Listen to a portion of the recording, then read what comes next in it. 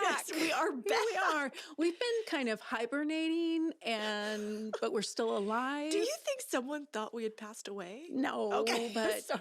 Okay, we are back. They were wondering people if have been we asking. forgot about them and if, we were going to continue to serve up wondering. this amazing content.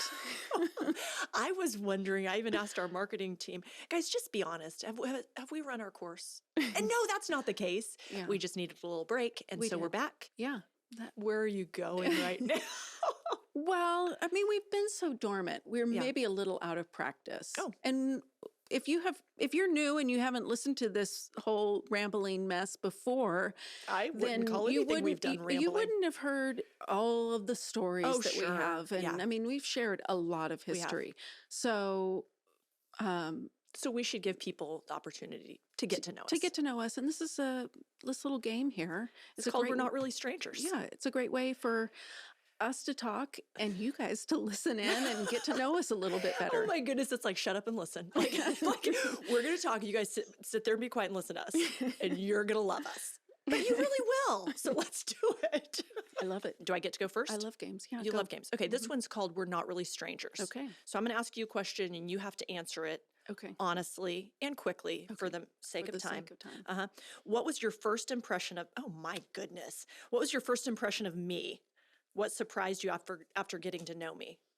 I'm gonna have to think back a long time because I've known you since before I got married, so that's like 24, 25 years. It's a long time. It is a long time. Yeah, we were just babies back then. Yeah. I think I probably thought about you what you are now in some ways. I mean, in Heather. some ways. In some ways. Okay, good. You were like Vivacious. dynamic, vivacious. And honestly, your stunning. life was kind of a mystery to me because your high school and college years are very different than mine in some ways, in a lot of ways. And then I went from living at home to going to school to getting married and moving in with my husband.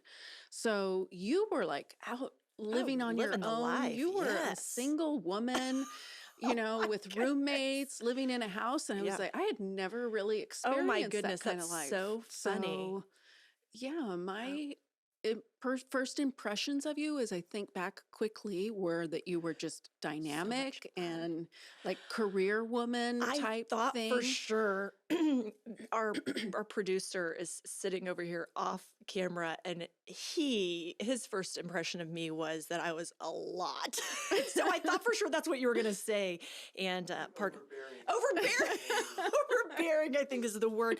And I think he might still say that today. So anyway, okay, your turn. Okay. Get ready. That one made me nervous, but it wasn't so bad. When do you think I am most in my element? What am I doing and who am I with? Well, you're with me. I would say you're most in your element when you're in your home hosting people that you really want to be hosting. I don't mean that like there's people you don't like to host. I don't mean it that way, but I mean your people. Like I think if Brian and I come over, whether it's dinner or playing a game or whatever, when you're in your space and you're serving people, I don't mean to flip this onto me, but I do that often. Always. I love to be served by you in your home. Like you love people and serving people. So I can come and it's so refreshing because I can sit down and the next thing I know, there's a drink in front of me and what would you like to eat and how would you like to do this? It's so wonderful. It's wonderful to be loved by you. But I think you're most yourself in your home with your people. All right. Okay. I think that was a fantastic answer. Okay, let's see if I can stump you. I'd like to hear this. What is something that you would not want to change about yourself? Good looks? What would you not What would I not want to change about myself? Okay. How quick you come up with answers? You wouldn't want to change that. If I not want to change, because I would want to be a faster thinker. Okay, I'd like that for you too, but that's okay. Okay. let's just talk about the things that I would want to change about myself. That's fine. We're in charge of this game. Go ahead. Okay. What would you like to change about? Just one thing. I mean, let's just, oh my goodness. It just feels like a lot. Like I wish I was more organized. I wish I could, keep things in their place, and it would make my life a lot easier. It would, but it's so hard to change at this point in life. It is. So I just have to learn to adapt and figure things out and work with who I am, because it's not getting any better. Oh, yes, it is. It is. You're always getting better. Your turn. Okay. How long are we going to do this? I don't know. How long do you think people are entertained by us? Until Chris says that's enough. Oh my goodness. Okay, keep going then. Okay. What would your younger self not believe about your life today? I think my younger self would not believe that I am not a corporate executive wearing business suits every day. I was going to change the world. And I do think that I change my own little world, but I have a part-time job. I mostly stay home with my kids. I'm living the most full life I can imagine, but so different than I used to say as a little kid, people, what do you want to be when you grow up? I would say like a CEO. And they're like, of what? I'm like, I don't care. I just want to be in charge. Just want to be in charge.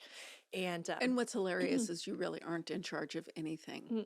It's God's gift to me, and it's also a thorn in my flesh, a burden I must bear because I'm not in charge of anything. Ugh. I'm really not. Yeah. Yeah. I think I would say my younger self would be surprised at. I had an answer, and where did it go? Oh, that's about my life today. Yeah. My younger self. That I'm living in Oklahoma. Like, sure. This is just a shock that still I can't get over. All my kids are Okies. It's a disappointment. Yeah. Which are probably most of our listeners. Native Oklahomans. I'm sorry. I'm an Oregonian through and through, and I still can't get over the weather here. Well, that seems like everybody could get behind that statement. Okay, Heather, what did you learn to not take personally with me? Oh, I can boy, tell you. look at me. I can tell. I'll tell that's you. an interesting question. That's a really interesting question because I take a lot of things personally. Really? I do, and it's something that I've had to really work to like. This isn't personal, and you and Whit are a lot alike in many ways, and I take just about everything he says personally. Nothing I say. And I have to work very hard. It is so different, the person you're married to and with all the time. We talked about this just last week, all four of us, because we had never talked about it like outside of my marriage and you outside of your marriage. The fact that our husbands will say the same things to us, like, how can you get around them? And, you're just having so much fun. And then it's just us. And I mean... It's because it's just easier when you're just in a group and having fun. And that's true. That's a longer story for another day. It's a longer story for another. Sounds like that might be an upcoming episode. Okay. What I would say you don't take personally about me is that I don't mean to, but I don't think I ever invite you to do anything. Like you are the inviter all the time. And most of the time I say yes, or if I say no, you're like, well, yes, you will. And it all works out. But that could be a real drag to have a friend that just never invites you to do anything. Like, does she really like me? Yeah, I do. I really like you. You do. You're just really in your bed reading your book, which... Even on our trip, it's like we can go hike a mountain. We can go to the spa. And I was like, can we make a decision or can I go watch a show? No, you can't. There's things that we're here, we're doing things, we're going out. And it was fantastic. Yeah. I hope it's a doozy. Okay. You're going to love it. Oh, good. What are you proudest of yourself for? Permission to brag. Oh, wow. Do people need permission to brag? Is that a thing? Generally. Okay. Generally, people have a sense of humility. Okay, a sense of humility. Permission to brag.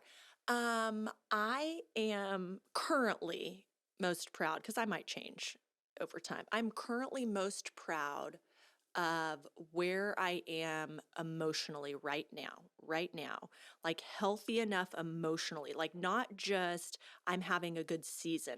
I'm finally healthy enough that I'm willing to tell my story.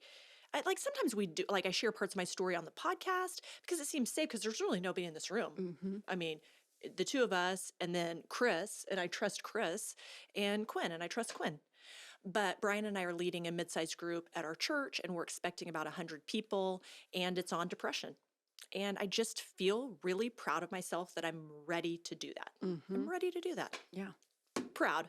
Totally proud. Good for you. That's something you should be proud of. Yeah. You've been working really hard. I mean, really for like ever, it feels like. I think 2 years. Yeah. But I think like some of my learning is that some of this behavior and emotions that I have span most of my life, and you don't recognize it because that's what's normal to you. And so, yeah, it's just like a lifetime of trying to unlearn some things. Mm-hmm. It's hard. Yeah. So anyway, totally proud. I know some what of these are you proudest of? Oh, I get to just brag all day long. What are you proudest of us for getting through together? Oh my goodness. 2020. 2020 was in some ways the best year of my life. I mean, life shut down and there was so much terrible. Mm-hmm. But we sheltered in place together. Yeah. Our families together. And it kind of reminds me of like how I envision, and I don't know because I wasn't alive back then, but how life in the 50s was. Oh, yeah. You know, we're not actual physical neighbors, but you know, life in the 50s when you watch like those TV shows or whatever, and like they just go next door to the neighbor's house and grab a cup of sugar because they're out and they do life together. People are playing bridge on Thursday nights because they're neighbors. Yes. And we really did life together for at least a solid month, 2 months. It was so long that we had to be like, no more desserts. We are not eating any more desserts together. Because there wasn't anything to do but we didn't know when it would end. Yeah. You didn't know when lockdown would end. So it'd be like we'd have a big dinner and a cake and then a big dinner and a pie and then a big dinner and ice cream. And then it was at least 3 weeks before we're like, we can't have any more desserts. But yeah, we got through it together. Yeah. That was a great time. That was a great time. Oh my goodness. One of my favorite seasons of life. In what ways do we enable, oh goodness, in what ways do we enable each other? How can we hold each other accountable moving forward? I don't like that question. I'm not answering. No, I refuse. That's fine. No. You don't know. It's nobody's business but ours. And I'm not giving it up, so keep enabling. I give you full permission. I'm feeling a little sweaty. Okay. Why are some of these so, like, when you're reading them, they're so personal about yourself? Heather, what about me is hardest for you to understand? How you could go to a city and want to just lay in bed and read a book. There's like a whole new world out there to explore, and you can read your book when you're home. I went to that same city last year. You just weren't there, so it's fine. Okay. That is hard for you to understand. Yeah. You and your maximizer self. Yeah. Well, it's hard for me to, I'm just kidding. Tell me. I don't even have one. I just wanted to get sassy like that. Well, maybe that's hard for you. Let me tell you what's hard for me. Okay. Wild card. Oh, good. That means we both do it. Both players share something you're most grateful for in this current moment. Some of these feel very trite. Is that the right word? Some of these feel very silly. You're silly about gratitude? Come on. Oh my goodness. When you said it that way, that sounds terrible. But just, I don't know. What am I so grateful for in this moment? Go ahead. You go first. Okay, I will. I'm grateful for my husband. Mm-hmm. Oh. Yeah. In this current. And then I said these questions are silly. I'm also grateful for my husband. That was not my answer, though, because that'd be rude to just steal your answer. I am most grateful for family time in this moment. Cooper graduates from high school this year, and he plans to launch and go to college next year. And so we've been trying to be super intentional. We do Sunday night. We go out to eat every Sunday night and just spend time together. And we haven't always done that. I'm grateful for that. I really am. Yeah. I know some of them are just so fun. And what am I most qualified to give advice about? Oh my goodness. Well, you know a little bit about absolutely everything. How to squeeze every ounce of fun out of any given amount of time. I mean, you are a maximizer. You maximize every trip, every vacation, every event. I think you could, in fact, I should take your advice. I should personally take your advice. How to enjoy an event or a season or a trip to the fullest. Yeah, that's why I travel with you, actually. It really is. Yeah. Because I wouldn't go anywhere. And even if I did, I wouldn't leave the hotel once I got there. So, yeah. Okay. Yeah. How to enjoy life. I don't really like to give advice because I feel like I'm not qualified.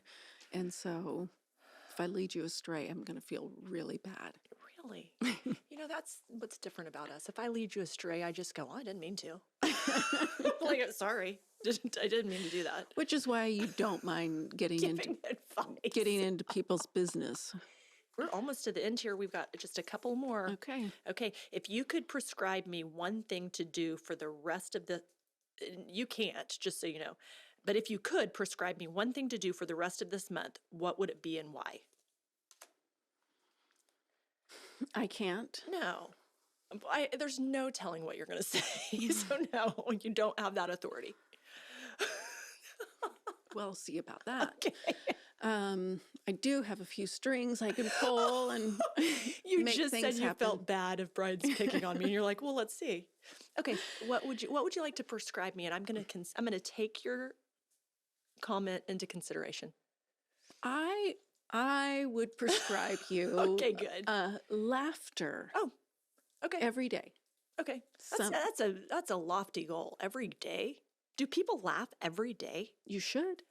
A merry heart, it's good medicine. Well, I know what the Bible says. I just wondered, did that person write that because that's what they were striving towards, or they really are that laughy? You know what? Several years ago, yeah, it was several years ago, I prayed, Lord, I want to laugh more. Yeah. Because I just felt like, it's hard to raise 5 kids. It's hard to be married. It's hard with everything going on.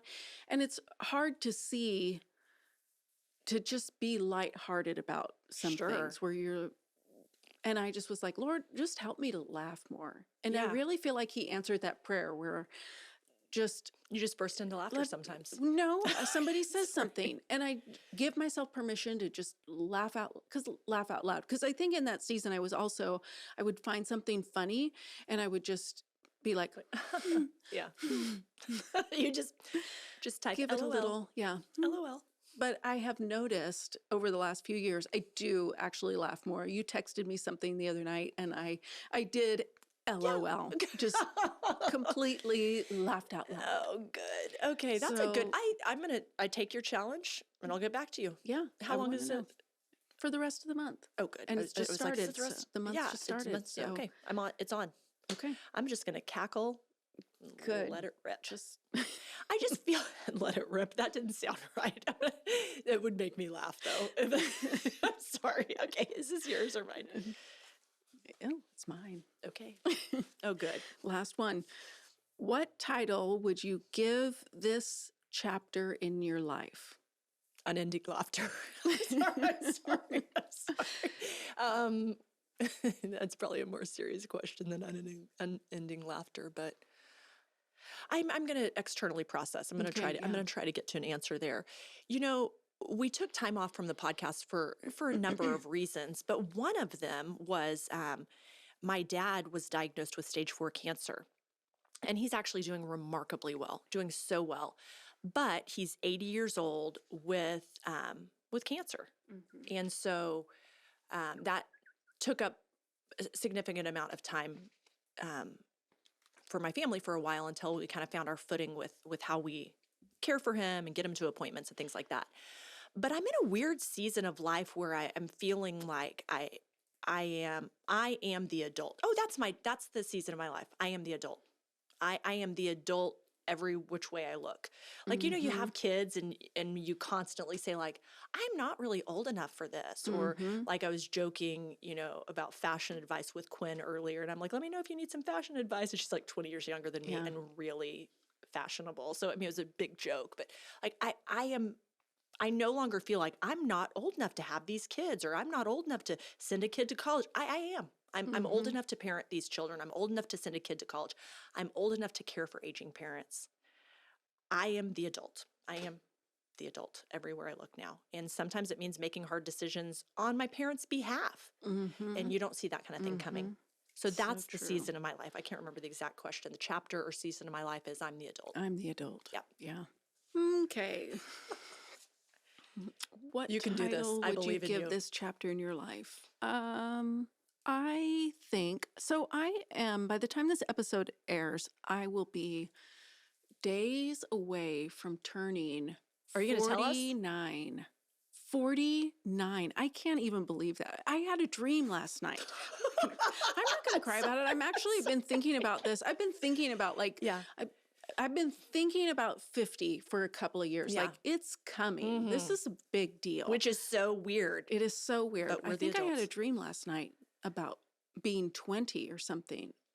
And, just kind of, I feel the same in a lot of ways as I did when I was 20. Yeah. And then in another way, keep that clean. I know. Sandy, You're the adult. I am the adult. And I have lived a lot of life, but there is still a lot of life left to go. And when I was young, 50 was really old. I don't think people celebrate like they used to, but it used to be like you turned 30, 40, 50 and Listen, sister, we're celebrating your birthday like people used to. You had an over-the-hill party because you were 40 or 50 years old. I mean, that's ridiculous. That's ridiculous. I meant let's go somewhere fantastic. Sorry. I'm not I going to think the chapter of this season is you're still young. Okay. You're the adult. Yeah. I'm still young.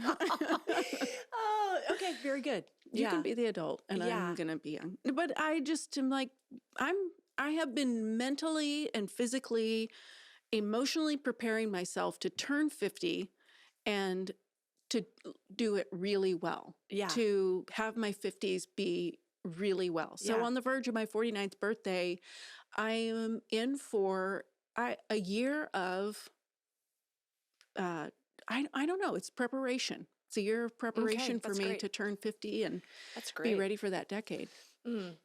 It's interesting because I think like when you said over the hill and things like that, how people used to celebrate, it's almost like there's pressure that there's a certain age that then you're no longer relevant. And that's not true. I mean, you're like fine wine, Heather. Just getting better with age. Thank you. As we end with that question, it seems appropriate to have a whole season talking about things like this. Not like the questions in this game, but how to find joy in the season we're in right now. And not the question we used to end every episode with, like, what'd you do last week, just for the joy of it. But I think more like in my season of I am the adult, I think part of what we're walking in is life hits everyone, and you don't make it to our age without having walked through a lot. But there's ways to bounce back to joy quicker. There's ways to walk through something difficult with joy, and I don't think we've ever talked about that. Yeah. So everybody needs a little help. Yeah. And let's talk about that this season. Fun. Yeah, it'll be fun. Why'd you say it like that? You said it like maybe it's not going to be fun. Well, it will be fun. It will be fun. I think that we're going to tap into our strength, our inner strength. Yeah. And, it's like, we can do this. Yeah, we can do this. We can do this. We can do this. I will say one more little thing about my sweet dad. In the most challenging health crisis of our family, there's so much joy. I mean, my family's kind of been disconnected.